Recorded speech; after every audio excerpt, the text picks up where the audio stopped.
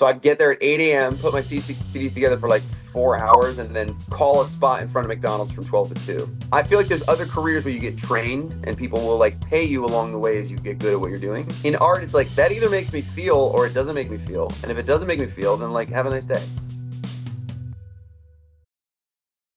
What's Yeah. the secret to busking? When you would go out and busk in your early career, would you need a license to be out on the street, or would you kind of Oh just go yeah. and do it?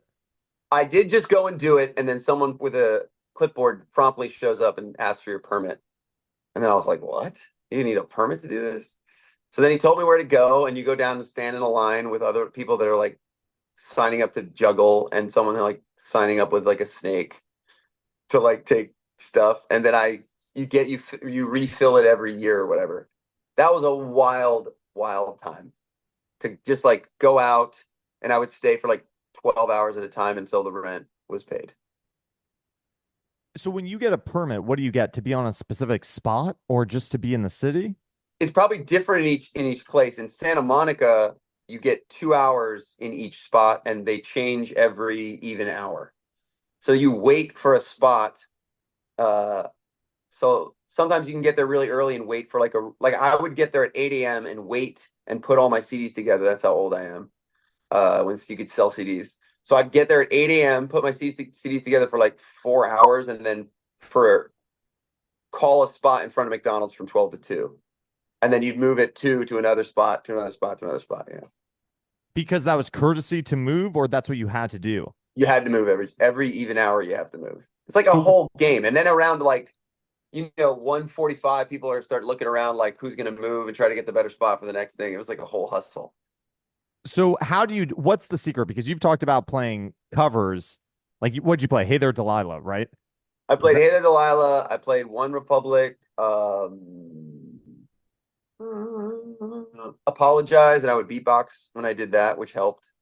And then I would sometimes just like write songs about people as they walk by.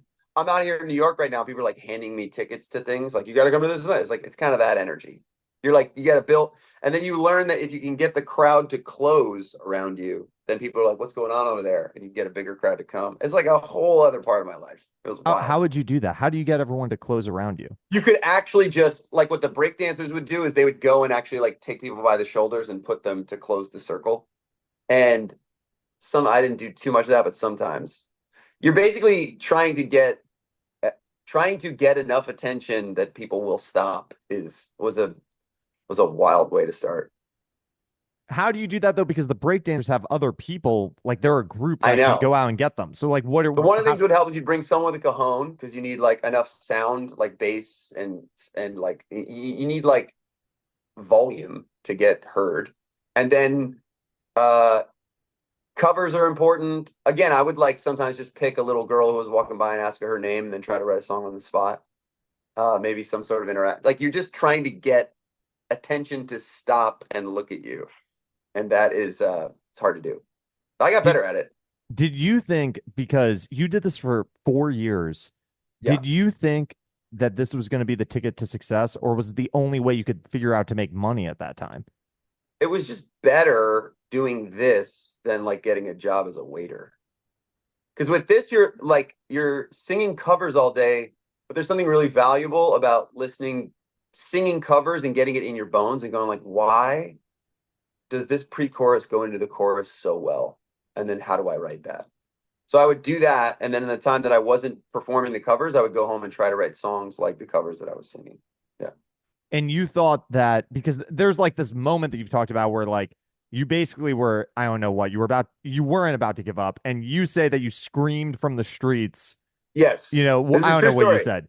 You said what? Give me a sign or something. What did you say? I just said like I looked up at the sky and said like your move because it's been quite a few years and I will do this forever.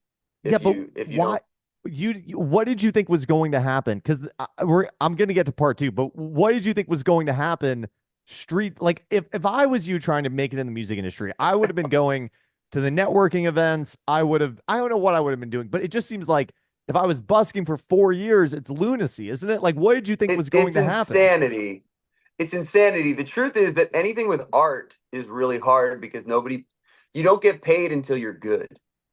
I feel like there's other careers where you get trained and people will like pay you along the way as you get good at what you're doing. In art, it's like that either makes me feel or it doesn't make me feel. And if it doesn't make me feel, then like have a nice day.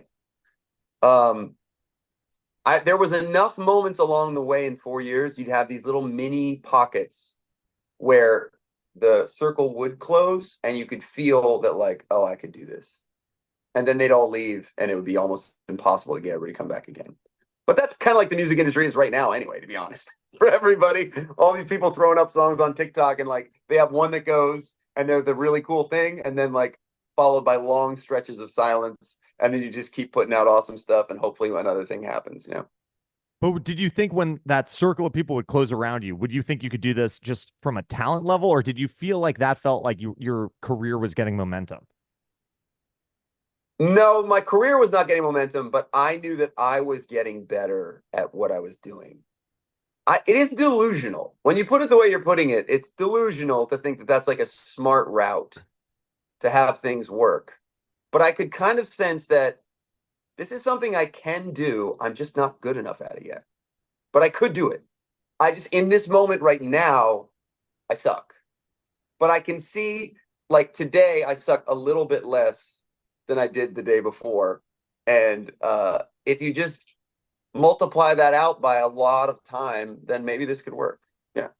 So you didn't have the feeling like maybe I should be out meeting a label executive or a manager or something, but eventually you did meet your manager, No, because they Busking. suck. But because you, This so is the you didn't. thing. That was the thing. But why'd When you you know you start, sucked? Because everyone when you thinks they're started, great. Yeah, yeah. when you started things, I heard this from on a podcast one time. Forget what his name is. Whatever. We'll have to look up what his name is. He talks about how the reason you get into stuff is because you have really good taste. So you get into movie making, art making, painting, songwriting because you know what good songs are.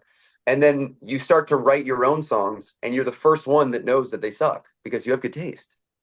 And the only way to get your stuff that you're making to be as good as your taste is to do it like so many times. So many freaking times. And then eventually you write one that is as good as your taste, and you're like, oh, this is actually pretty good. 4 years later, I wrote Keep Your Head Up. Yeah. You wrote "Keep Your Head Up" after this day where you basically scream from the streets. Your Yes. move, which I wish I was there. That No, it sounds sounds insane. When yeah, it's said back to you, it sounds like you got a screw loose, bud. Yeah. yeah. But you went home and you wrote that song. Yeah. How did that song connect the dots for you though? Because that was your first really big song, right? Well, what's really wild when you're out there for 4 years, this thing that seems like ephemeral or hard to put your finger on, this whole debate about like what is good art. Like, how can you tell that one thing is good and then something else isn't good? But when you are out on the street and you're singing your original songs and everyone's ignoring you, when you sing one that is good, they stop. And from your perspective, you're like, oh, no, no, it's not just like mumbo jumbo. There is good and not good. And so that really connected the dots because once I had that song to sing, I could see the difference on people that they were like, oh, this is good. And that happened with a cover before when I would sing Sunday Morning, something about my voice singing that song on guitar, that worked too. And you slowly, so then you're like playing all these songs and nobody cares and you suck. And then I'd play Sunday Morning and then people would stop and then I would play a different song and they would all leave. And so you're like 4 years of like, all right, I got one thing and it's not my song, but it is being of service to people because they stop and they like it. Now, how do I add to this in covers and in songs of my own? And it just takes a really long time. Yeah. How did "Keep Your Head Up" though? Do you feel like that was the song that got you? What did that get you? Yeah. Did that get you a record deal? And that Yeah, that my manager heard that song. My manager at the time, he heard that and he's like, oh, that's big. And then we went and produced that song. And pretty much right off the bat, that one had the juice. Some of these songs just have it. I remember the one that I've had that you couldn't have stopped it from being a hit, which I've only had one time, which was Honey, I'm Good. From the moment that anyone heard that, they knew that was a hit and that couldn't be stopped. And then we saw it go up the radio chart and we saw everything. It was just like a virus that once people heard it, they wanted it. Yeah.